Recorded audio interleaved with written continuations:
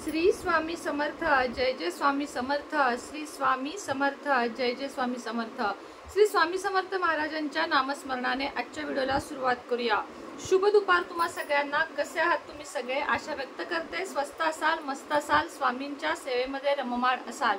श्रावणी गुरुवार येत आहे अगदी परवा दिवशी आणि श्रावणी गुरुवार पासून करण्याची एक अतिशय उच्च कोटीची सेवा मी तुम्हाला आजच्या व्हिडिओमध्ये सांगणार आहे। ही सेवा केल्याने तुमचं दुःख, दारिद्र्य किंवा आर्थिक संकटे, कर्ज हे सगळं दूर होऊन तुम्हाला आर्थिक संपन्नता लाभेल आणि आयुष्यात कुठेतरी स्थैर्य येईल, लक्ष्मी चिरकाल टिकेल। तर ही सेवा म्हणजे गुरुचरित्रातला एक अध्याय तुम्हाला वाचायचा आहे आणि तो अध्याय म्हणजे 18वा अध्याय। लगेच व्हिडिओ थांबवू नका, कारण ह्याच्या पुढे मी माहिती देणार आहे रितसर की काही लोक नुसताच अध्याय वाचतात आणि मग त्यांना फायदा होत नाही। तर तो कसा वाचावा, त्याची खरी काय म्हणजे कसं त्याची नक्की काय वाचण्याची पद्धत आहे हे तुम्हाला मी आजच्या व्हिडिओमध्ये सांगणार आहे। दुःख, दारिद्र्य यांचे निरसन होऊन भरभराट व्हावी, घरात लक्ष्मी नांदावी, नोकरी धंद्यात उत्कर्ष व्हावा, सर्वकष अभिवृद्धी व भाग्योदय व्हावा, यासाठी अत्यंत प्रभावी आणि उपयुक्त दत्तोपासना श्री गुरुचरित्र 18वा अध्याय हा अत्यंत महत्त्वाचा अध्याय आहे। तुम्हाला सांगते की भाविक हो, आता त्यांनी सुरुवात कशी केली आहे बघा। गुरुर ब्रह्मा गुरुर विष्णू गुरुर्देवो महेश्वरा गुरु साक्षात परब्रह्म तस्मै श्री गुरुवे नमः।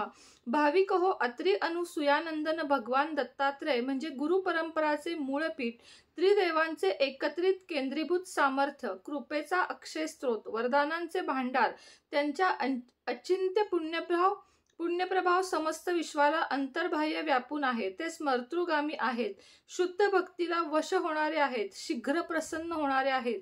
त्यांच्या पूजेने सौभाग्य प्राप्ती होते, त्यांच्या नामस्मरणाने अंतःकरण शुद्ध होते, त्यांच्या भजनाने भवपाश तुटतात, त्यांच्या भक्तीने चारी पुरुषार्थ सिद्ध होतात। ते भक्तवत्सल व भक्ताभिमानी आहेत, ते आपल्या सदाचारी व एकनिष्ठ भक्ताचे सदैव कल्याण करतात। त्यांच्या कृपेने सर्व मंगल होते, म्हणून त्यांची सद्भावाने भक्ती करावी। सरस्वती गंगाधर कृत श्री गुरुचरित्र या ग्रंथात श्री दत्तात्रय, श्रीपाद वल्लभ, श्री नृसिंह सरस्वती या 3 अवतारी पुरुषोत्तमांच्या अद्भुत लीलांचे वर्णन आहे। या ग्रंथाला श्री गुरु नृसिंह सरस्वतींची पूर्ण कृपा लाभलेली असल्याने हा ग्रंथ अनुभवसिद्ध म्हणून प्रख्यात आहे। या वर्द ग्रंथाला वेदतुल्य मानले जाते। हा अद्वितीय ग्रंथ दत्तोपासकांमध्ये अत्यंत प्रिय असून या ग्रंथाच्या पठण पारायण रूपी सेवेने श्री गुरूंची प्रसन्नता लाभून भक्तांचे सर्व मंगल होते।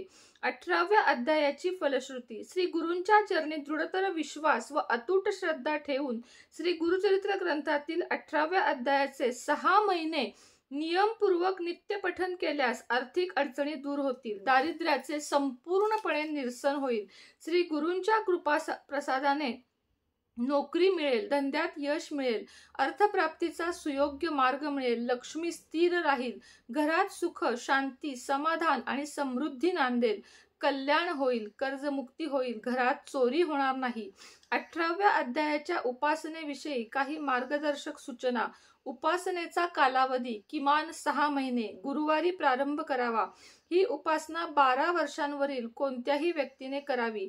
शुचिर्भूत असावे, सदाचाराने वागावे, उपवासाचे बंधन नाही, उपासनेची वेळ निश्चित करावी, पठण सेवेत खंड पडू देऊ नये, वेळेपूर्वी कार्यसिद्धी झाली तरी संकल्पित उपासना पूर्ण करून सांगताही करावी, सोहळ्याने वाचन करावे, वाचन होईपर्यंत दीप अखंड ठेवावा, उपासनेचा संकल्प करून मगच प्रारंभ करावा, सकाळी शुचिर्भूत होऊन भारी गंध लावून वडीलधाऱ्यांना वंदन करून घरातील देवांची नित्य पूजा करावी, चौरंगावर कोरे केशरी वस्त्र पसरून त्यावर श्री गुरु दत्तात्रयांची व बसलेल्या लक्ष्मीची तसबीर ठेवावी, त्यांची पंचोपचारे गंध, पुष्प, धूप, दीप, नैवेद्य या उपचारांनी पूजा करावी, नित्य 1 रुपया दक्षिणा अर्पण करावी।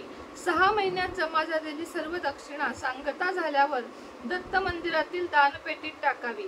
18व्या अध्यायाचे वाचन करावे, दत्त मंत्राचा जप करावा। सर्व मंगल मांगल्ये शिवे सर्वार्थ साधिके शरण्ये त्र्यंबके गौरी नारायणी नमोस्तुते या लक्ष्मी मंत्राचा 8 वेळा जप करावा।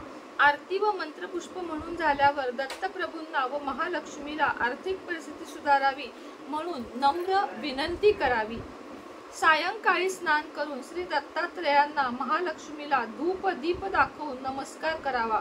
भोजनापूर्वी यान्तु देव गण सर्वे पूजा मादाय मामकिम इष्टकाम प्रसिद्ध्यर्थ पुनरागमनाय च हा मंत्र म्हणून गंधाक्षता वाहून पूजा विसर्जन करावे। उपासनेची सांगता संकल्पित उपासना पूर्ण झाल्यावर दिनशुद्धी पाहून सांगता करावी। दत्तोत्रयांना अष्टोत्तर नामावली किंवा ओम द्राम दत्तात्रेयाय नमः या मंत्राचा 108 वेळा उच्चार करून दुधाने अभिषेक करावा। श्री गुरूंचे व महालक्ष्मीचे नित्याप्रमाणे पूजन करावे। अध्याय वाचन व जप करावा। महानैवेद्य दाखवावा। एका ब्राह्मणाला किंवा बटूला आणि एका सुवासिनीला भोजनास बोलवावे। त्यांना दक्षिणा व एखादे वस्त्र द्यावे। सुवासिनीची खळा नारळाने ओटी भरावी।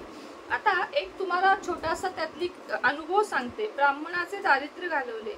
आता त्यांनी कसं दिलेलं आहे, मराठीत थोडासा दिलेला आहे। श्री गुरु नृसिंह सरस्वती स्वामी महाराज नरसोबावाडी क्षेत्री वास्तव्यास असताना जवळच असलेल्या अमरापूर गावात रोज भिक्षेसाठी जात असत।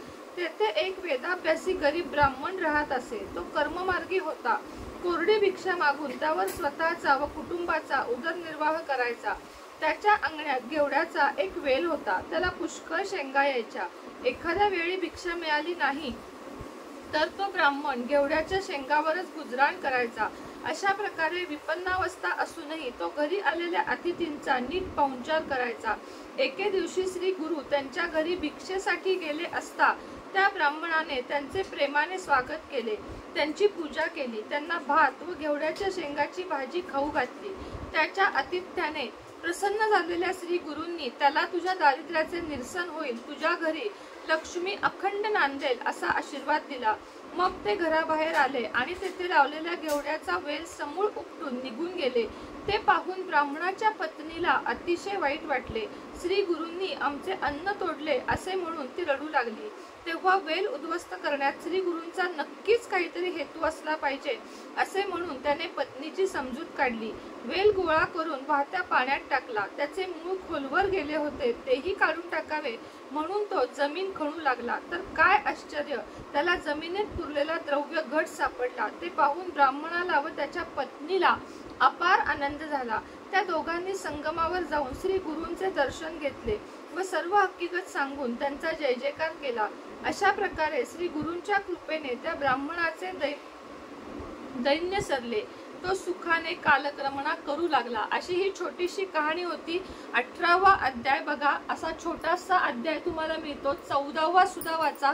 14व्याचं महात्म्य उद्याच्या वगैरे व्हिडिओमध्ये सांगेन, कारण 14वा 18वा अध्याय वाचा असं आपल्याला सर्वजण सांगतात, पण नक्की त्याचे फायदे काय आहेत, त्याची उपासना कशी करावी, तर त्याची खरी उपासना ज्याला आर्थिक संकटे दूर करायची आहेत त्यांनी 6 महिने संकल्पयुक्त सांगितल्याप्रमाणे पूजा मांडून याची सेवा करायची आहे। पूजेमध्ये जे तुम्ही मूर्ती किंवा फोटो ठेवणार आहेत तो रोज पूजा किंवा अभिषेक करून पुन्हा ठेवायचा आहे। अशी ती 6 महिन्याची पूजा तुम्हाला मांडायची आहे।